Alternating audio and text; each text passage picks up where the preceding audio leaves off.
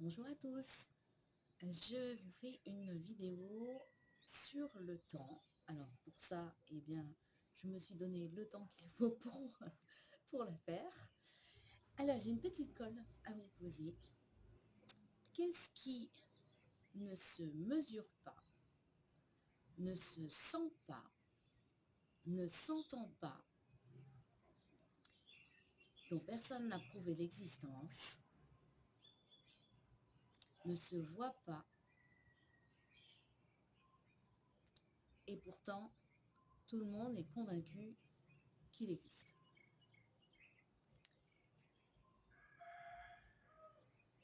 Deux réponses possibles: Dieu et le temps.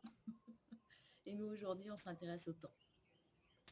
Alors, le temps, on ne l'a jamais vu. On ne peut pas le sentir, si ce n'est l'expression, par exemple, qui dit «le temps passe» sur le visage de quelqu'un, puisqu'il y a des rides, comme les miennes. On ne peut pas le mesurer dans le sens où ça n'est pas une matière. On pourrait dire que c'est une sorte d'énergie. Et surtout, vous allez me dire: «Bah oui, mais si, sur mon téléphone portable, sur mon horloge, sur ma montre, je vois bien le temps qui passe». Alors on va faire une distinction entre le temps et la durée. La durée se mesure. C'est-à-dire qu'on a une durée entre un moment A et un moment B, et on mesure ce temps, défini en secondes au départ, qui va nous donner une minute, et cetera. Donc on a des unités de valeur entre un moment, un instant et un autre instant. C'est ce qui va nous permettre de pouvoir quantifier un rythme, et au-delà de la nuit tombe, le soleil se lève, puis le soleil se couche, etc.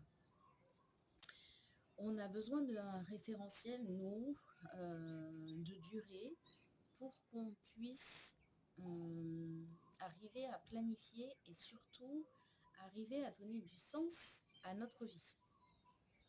Le temps est inhérent à la 3D, c'est-à-dire à notre réalité matérielle. Il est essentiel pour que notre esprit puisse mettre du sens dans nos actions. Avec la loi de la 3D qui est toute cause a une conséquence, a une ou plusieurs conséquences. Eh bien, si je suis bébé, alors logiquement, je devrais passer adolescent, et puis adulte, et puis personne âgée, et puis mourir. Et ce chemin continu, longiligne, nous permet d'avoir la notion de responsabilité aussi. Et ce qui est intéressant, c'est que cette notion de temps, elle n'existe que ici-bas sur cette terre, quand on est incarné.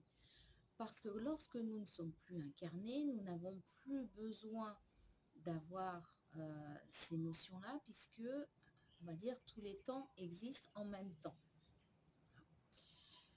Je vais aller vite sur ce sujet quand même, parce que c'est un petit peu complexe et on le détaille beaucoup plus dans les niveaux de divination. Que ça soit le temps quand on est incarné ou le non-temps quand on ne l'est plus. Mais pour vous dire que pour qu'on puisse avoir un sens et une logique, il est important d'avoir une notion de temps. Alors, ce qui est intéressant aussi, c'est que le temps est appréhendé de manière différente suivant les lieux où on vit et suivant les cultures. Par exemple, moi je vis dans le Pacifique, et dans le Pacifique, la notion d'instant présent, elle est très très forte. Et donc l'égrégore du temps qui s'écoule, eh bien, il est plutôt tranquille, on va dire. Alors que quand je suis venue pendant un peu plus de 3 semaines en France, je me suis rendu compte que ma notion de temps était très différente. Et c'est aussi très alimenté par ce qu'on a comme conception du temps. C'est-à-dire que dans les pays qui sont plus européanisés aux États-Unis, on va considérer qu'on n'a pas de temps, qu'on n'a pas le temps, que c'est trop tard, que ça va être juste, etc. Et toutes ces expressions-là, qui sont limitantes dans cette énergie abondante qui est le temps, va faire en sorte d'alimenter cet égrégore qui est très différent de celui du Pacifique, où là on a l'impression que tout est décompté, qu'on va se retrouver presque en débit de temps et qu'il faut se presser. Et plus on va se presser, plus on envoie un message à notre corps physique, puisque c'est lui qui a le plus de contact avec la notion de durée, et plus il va intégrer, avec l'aide de notre ami l'inconscient, plus il va intégrer l'idée que effectivement le temps passe vite, qu'il y a une notion de rapidité, de raccourcissement dans les délais qu'on peut avoir.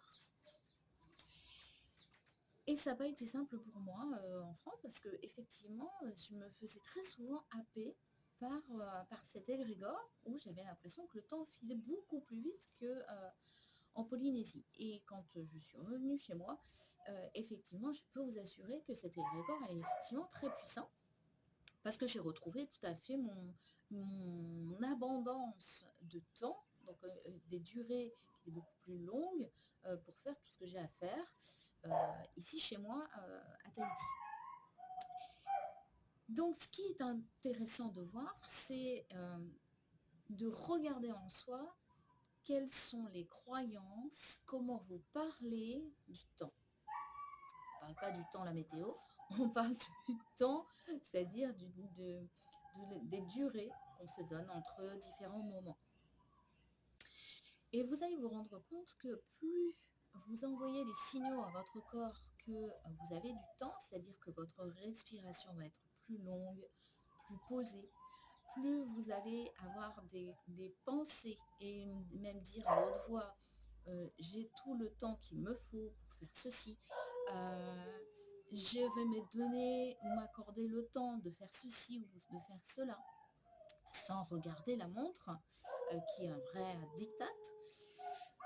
Vous vous rendrez compte que votre notion de temps va être différente, il y en aura plus, et de ce fait, cela vous permettra d'avoir une sensation de longueur plus intéressante pour pouvoir faire ce que vous avez à faire. Ça, c'est la notion de temps qui me semble la plus importante. Elle est déterminée, encore une fois, je vous le répète, par vos croyances, par ce que vous dites. Et pourquoi je dis que quand on n'est plus incarné, on n'a plus la notion de temps? Parce que les croyances, elles disparaissent dans d'autres dimensions, et donc de ce fait, elles n'existent plus. Et les égrégores n'ont plus de prise non plus, donc il n'y a plus cette notion de temps en dehors du fait d'être incarné. Voilà, je vous souhaite une bonne journée. Je vais prendre le temps de prendre mon petit déjeuner et je vous souhaite une très bonne journée.